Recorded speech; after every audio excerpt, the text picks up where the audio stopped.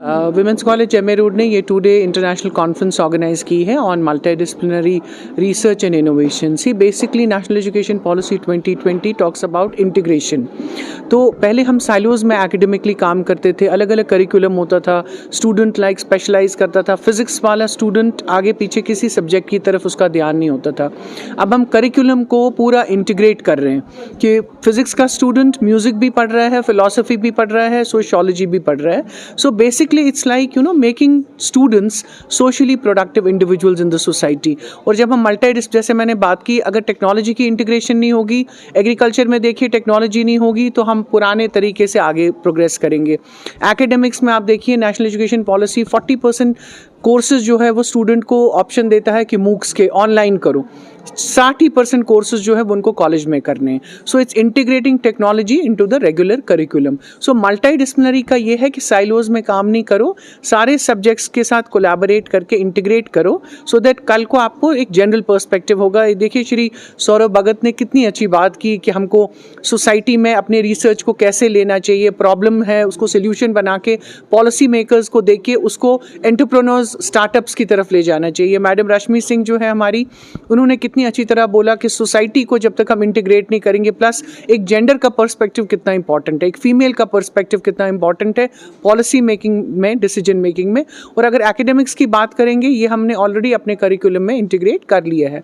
और इस कॉलेज में लास्ट ईयर एक रिसर्च लैब हमारे वर्दी प्रिंसिपल सेक्रेटरी श्री आलोक कुमार ने इनॉग्रेट की, जिसमें हम सारे सब्जेक्ट्स का जॉइंट कोलैबोरेशन करके प्रोजेक्ट करता है। हिस्ट्री स्टूडेंट जो है, आपने प्रोफेसर जॉन को सुना जो कीनोट स्पीकर था यूएस से, उन्होंने क्या कहा कि हिस्ट्री में जेंडर पर्सपेक्टिव कितना इंपॉर्टेंट है। कोई भी स्पेशलाइजेशन हो, कोई भी एकेडमिक प्रोग्राम हो, उसको मल्टी डिसिप्लिनरी बना के उसको आगे लेना है। और research innovation department of higher education जो है वो काफ़ी फंडिंग दे रहा है to create robust research ecosystem in colleges.